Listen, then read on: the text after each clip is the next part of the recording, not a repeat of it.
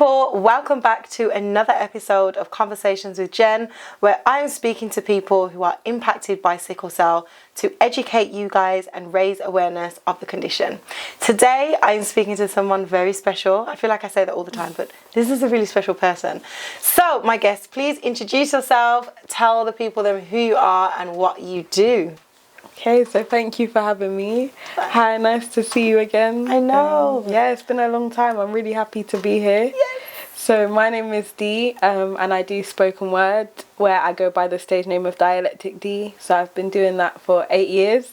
Also, I do workshops with young people where I teach them how to write poetry, how to perform poetry, and I've recently got into a bit of photography and content creation.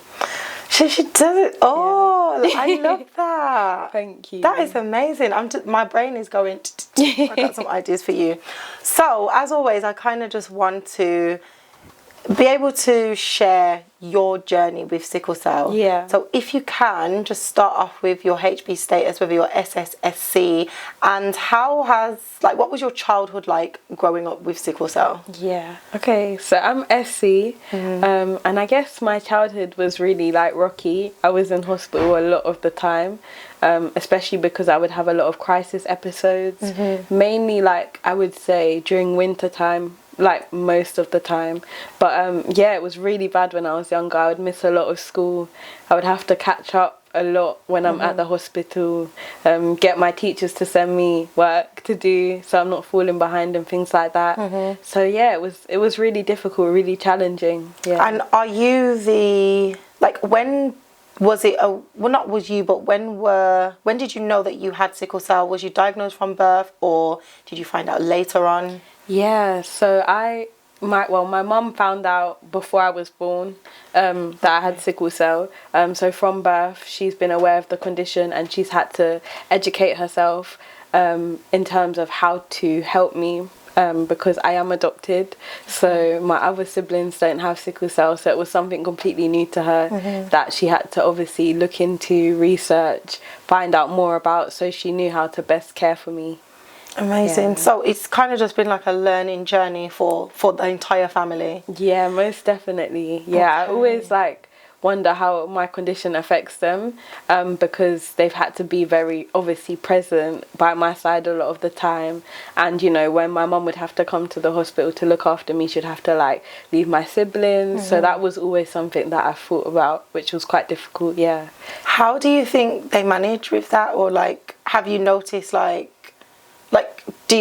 are your siblings understanding about it? Do you think that there's any, not animosity, but you notice it? Do you think they notice it? Yeah, of course. They're really understanding and supportive, and they try their best to be there for me. But obviously, they was a lot younger then, so I could only imagine how challenging that must have been for them to deal with that at the time. And yeah, just to kind of understand that, my mum may not always be around to be there because she's at the hospital with me. Yeah. And since being a child, now coming into adulthood, what was that experience like you kind of coming into yourself and, yeah, I don't know, managing? How did you kind of navigate teenage years to adulthood?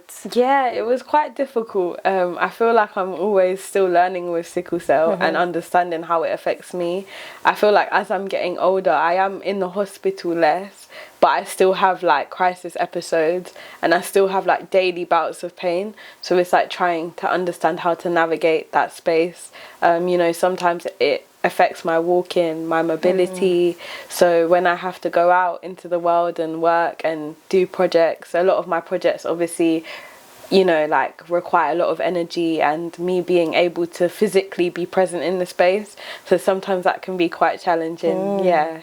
Has there ever been any I guess the effects of sickle cell made you have to make any difficult decisions where it's come to your line of work? Like you said, you work with young people, or the work that you do now. Has there been anything along that journey where sickle cell has made you have to kind of rethink your path? Yeah, most definitely. I would say there was a period of time during the year where I was having difficulties getting into work because I was working maybe let's say an hour or two from my house, and I was trying to discuss ways that my workplace could maybe support me or aid me to help me get to work so that I can be present in the space.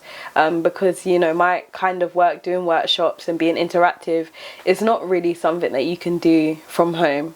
It does require you to physically be present. And, you know, at the time I was doing 5 days a week, but I was finding it really hard to keep up with, you know, like the traveling side of things and having enough energy once I arrive to be able to interact and engage the young people the way I want to. So that was really frustrating for me. And I found it really hard during that time to stay positive. But I had to find ways to, because I didn't want that energy to like rub off or transfer onto the young people. Yeah. How did your employers or the people that you were working with respond to those requests of kind of like, you know, how can you help me to help you, almost like? Yeah. Was it well received? Was there any pushback? It was quite challenging, I guess, because they wasn't really aware on the condition. So they had to do a lot of research to figure out, you know, is this something we can try to help, you know, maybe fund transport, or you know, is there a scheme out there that can maybe best support this like member or employee? But it's quite difficult when they're managing a lot of other employees who have needs, and you know, they can only put so much time into one person. So I did feel a bit of that energy, and I did find that quite challenging to deal with. Yeah. Did they make it work for you, or? They were looking into ways, but we never actually, you know, kind of managed to find a way. And then there was like a lack of hours, so I had to leave that workplace. But I wasn't sure if that was because of some of the concerns I was bringing up, or if that was because, you know, there was shifts in the programming, if that makes sense. Well, it's interesting because I had a conversation with someone else on here, and they were talking about being like wrongfully dismissed from work. Yeah. I know I've been in positions where I haven't, you know, being dismissed, but I feel the animosity, and before it even got to that stage, like I would just leave. So it's interesting to hear like your experience with that. And you know, we always try to make things work, but yeah, we do, but sometimes you just can't, which is basically what happened. I ended up leaving due to the like decrease in hours, lack of hours. Like so. it does make you wonder, but these are just some of the I guess the battles that we face, kind of trying to navigate life with a health condition and things like that. Yeah, of course. So you mentioned that, of course, you do spoken word. Yeah. You have an EP. Yeah. You recently done like a So Far Sounds, which I love So Far Sounds, so I know that is like levels. Oh, thank you. But before all of that, or prior to all of that, the first spoken word piece that I heard was a piece that you done, which was very much about, you know, sickle cell, your journey with sickle cell, and all these metaphors. Like, absolutely amazing. Thank you. Talk to me about how you got into like spoken word. How long have you been doing it and everything? Okay, so I've been doing poetry for 8 years, and I always used to love kind of the arts. So when I was younger, I used to want to be a dancer, but I found it really hard to keep up with the physical demands of that art form. And I also explored acting, so that was something that I was interested in, but I felt like I couldn't be my full self. And then eventually one day I was just on YouTube and I was just looking for like videos to watch, and I came across this really amazing poet called Sophia Taka, and I heard her poem Just a Friend with another poet called Chosen, and I was just so inspired. Like, I didn't know that, you know, poetry, one, could exist in that kind of format, but two, that spoken word was actually an art form, and there was spaces that, you know, put shows on for people to come and perform their work. So when I saw that, I was just really inspired, and I started like writing and looking for shows and putting myself forward. And then, like time has just flown by, and it's been 8 years. So yeah, it's been really, really amazing. Do you find that in that art form, or you finding that like it has helped with your mental well-being in terms of like, I know you that's what you do, like you share that with the world, but does writing help you manage sickle cell, kind of get your feelings out? Yeah, it definitely does. I feel like I would say it's more so having a voice. I think writing is definitely one of the vehicles of expressing that like feeling. But I think it's interesting because I think with writing, like sometimes if you're lacking inspiration, it can be quite like physically or mentally draining because you want to, you know, be able to write content all the time. But when you can't, it can be quite disheartening. It can be quite, you know, like it can affect your mood a lot. So I find when I am able to write, I'm really happy and I'm really inspired. But when I can't write, I try and like use my voice in other ways, whether that be like advocating for sickle cell, or maybe not writing through the form of spoken word, but writing a blog post or something just different, so that I can still kind of express what I'm trying to say at the same time. So it's for you, it's all about using words. Yeah, just to kind of... using words, speaking to other people with the condition, connecting with other people like yourself, you know, finding other warriors out there, other advocates, other people who are doing amazing things. Yeah, and finding ways to just connect with them. Amazing. Yeah. So you've got an EP. Yeah. Utter Confusion. Yes. Yeah. Absolutely amazing. Thank you. Talk to me about that journey. Like I feel like I just want to, it's like you have sickle cell, and even with sickle cell you've been able to just excel and achieve all these things. Talk to me about that piece and what else you're working on. Yeah, so it's really funny that you mention Utter Confusion, because obviously I wrote that at a time where I felt like I was going through a lot of things, and I didn't actually write the first poem with the intention for it to become a project, but I think seeing the way it was received by like some of the people who like my work and listen to my work, it made me think, okay, like it's time for a body of work, and to really explore that avenue of just putting something out into the world that people can access and listen to. So that was really cool. I actually finished writing it when I was in drama school, and I released it during lockdown. So it's all around, as you know, situationships and heartbreak, and I feel like at that time in my life it was something that a lot of my audience could relate to. So I feel like it was received really well, which was really lovely. Will you be doing anything more around sickle cell? I know you have that one amazing piece, which is that's not on like any platform, is it? But is it? Yeah, so it's on Instagram, but I do want to start to like film my content so that I can put it on YouTube and it's a bit more accessible, because Instagram is cool, but like I discovered spoken word through YouTube, so I know the power of the platform, and having professional videos is really important as a creative and as an artist.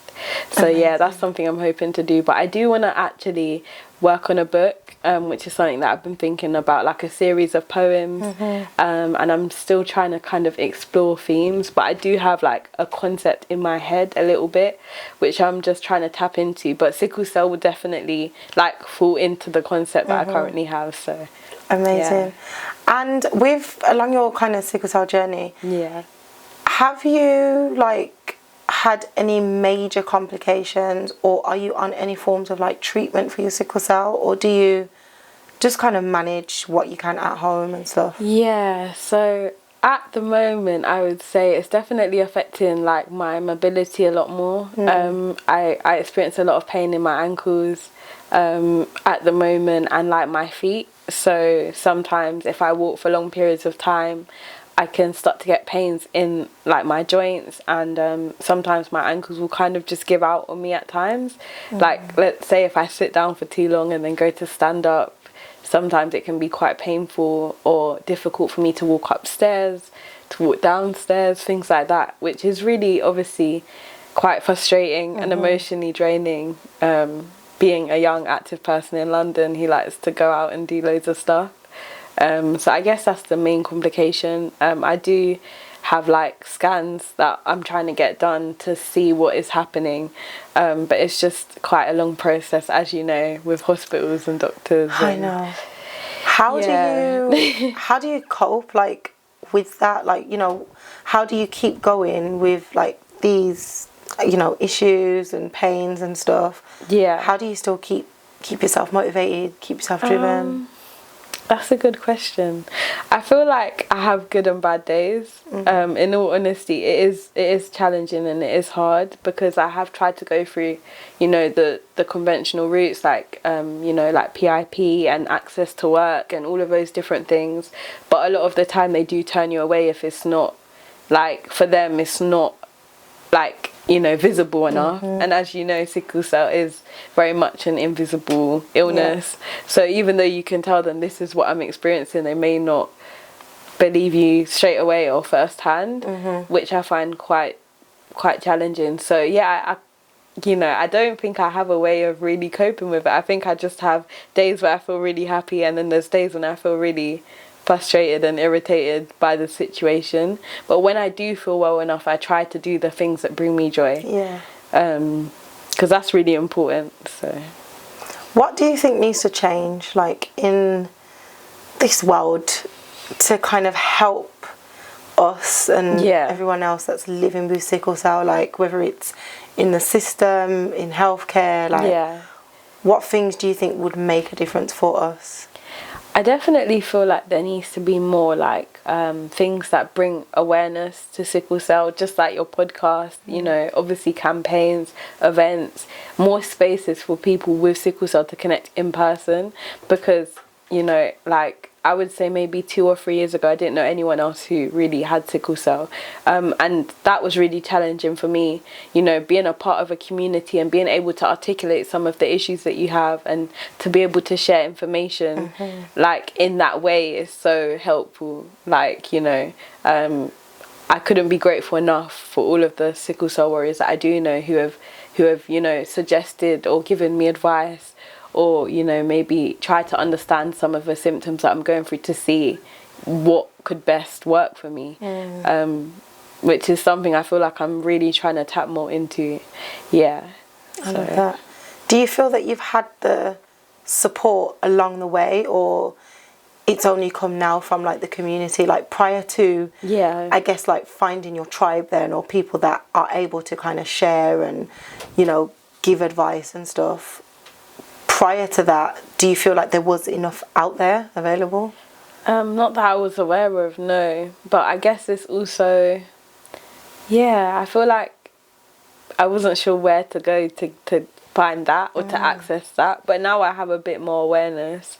It's definitely like helped me a lot. How did you find it? Like, how did you find, where did you go then? I feel like during lockdown, it was kind of when it peaked for me in terms of connecting with people. And it was mainly through social media where I was able to find other people. And it was so strange because some of these people I'd never met. But, you know, I think during that time, a lot of people with sickle cell were really suffering and going through a really hard time. And, you know, social media was our space to really voice that. And I guess that became seen as advocating for the cause, but also being able to educate and share and connect with each other. So yeah, it was a really useful period of time. I like that. So social media is a place, man. I do like that. What do you think about, you know, I know you're not on any forms of treatments for your sickle cell, but there's, of course, in the UK, this like call to action for more people to donate blood, in particular black people to donate blood.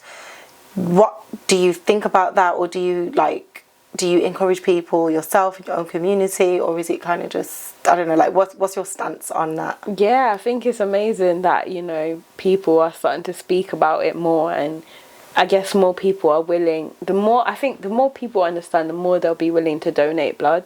So I think, you know, with the campaigns and with all of the energy that comes from that, it's like making sure people also understand the condition, and there's enough happening in the background for more people who don't know about it to find out about it. And I feel like, once more people start donating blood and telling more people, then more people will be able to help and support.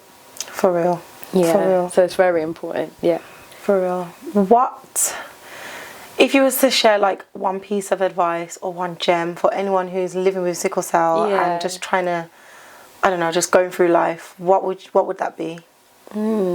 That's a good question. I would definitely tell them to try and like, It's difficult because I feel like a lot of the time people tell us to stay strong, but it can be a very like disheartening condition. But I would say maybe find a way that you can express your feelings or navigate your feelings, because obviously with having a chronic illness comes a lot of like emotions, overwhelming emotions at times. So just having a way to channel that and to really make sure that it's not being, you know, kept inside you, like harboring it almost, because I feel like then you're suffering physically as well as mentally, and it's like, you know, there's no goodness in that. So yeah, I guess that would be my piece of advice. Yeah, I love that.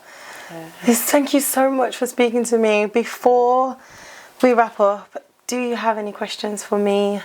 Yeah, I would definitely what I would love to know is like what inspired you to basically start this journey of your podcast and obviously writing your books, and like, you know, where that inspiration came from, to tap into, I guess, you know, explaining sickle cell to younger people, because I feel like when I was younger, I wish I had someone to explain to me how my condition affects me, other than just doctors, but in a more interactive and like fun way. I think, like what you said, when I was younger, I don't feel like I really had enough information. Yeah. So for me, growing up with sickle cell, like, I was very isolated. I knew I had this thing called sickle cell, but I didn't know what it was. I didn't know how to explain to people how it was impacting me, how I was feeling. And I kind of went from holding it in, not speaking much and just not wanting to share, to almost being forced into having to be vocal about it, because of the experience I was having from people not understanding. Not showing enough empathy, not caring. I just felt like it's like fight or flight. Like, I had to kind of find my voice and find my way, and that was my only way to do it. And eventually I just thought, I don't want other children to have to go through that same experience. And maybe because I got to an age where I used to like volunteer at like sickle cell charities, so the Sickle Cell Society, and there are a few groups. So you go from being the younger generation to then seeing the next generation come through. And them having the same struggles that I had, I just thought, nah, this can't be like decades later and the same things. There has to be a way to... Exactly. So that was like my motivation for writing the books and aiming that at children. Because I just wanted them to know that there's someone out there who's trying. Exactly. I'm trying, and the books are very, like, for people that have sickle cell, I feel like it brings them confidence, because they can speak more and freely, they understand it, and it's easier to break it down to people. Exactly. Like, just tell someone to read a book. Sometimes, you know, not everyone's vocal, not everyone wants to talk. You can give someone a book and read it. And then for those that don't have sickle cell, it's like, okay, we can have a better understanding of what it's like and how to treat it.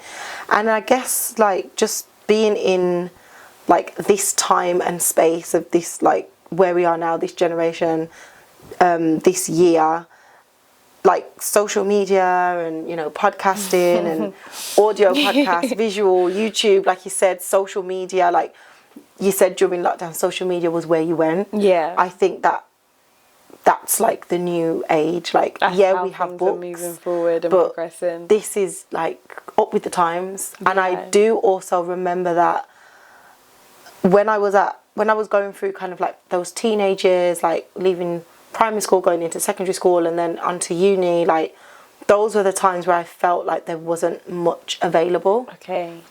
So I just think that creating something like this and trying to integrate like the rest of the community as well to share their stories, like you, and having these conversations, it just lets people know that they're not the only one. There's someone else out there. Exactly. There's loads more people out there, even, because I sometimes feel like, yes, okay, I'm quite vocal, but I can only really speak truthfully about my own experiences. So to be able to allow other people to share theirs, it's a no-brainer. Like, you don't have to connect with me. I'm really an energy person. Yeah. So someone might not love my energy on social media or whatever, but they might love yours. They might be passionate. They might be a creative. They might be, you know, spoken word or art or music. Yeah. So you're someone for them to speak to or connect with. I've spoken to other musicians. I've spoken to teachers. Like, you know, people can, Such you a can broad really, range of people, find your tribe. Like, it don't have to be me, it don't have to be you, it could be anyone. And I feel like this would just be a great way for people to, like, I don't know, connect, look for people, find who you like, speak to them. And I think the fact that you guys are, people come on here, you're open enough to receive, you know, someone reaching out to you as well. So of course. I don't know, I just want to be like a scratching the surface of the bigger picture of sickle cell. You definitely are, and have been, and continue to be. Thank you. Yeah, it's very inspiring to watch your journey. Thank you. Yeah. Thank you so much for joining me. Thank you for having me. It's been real.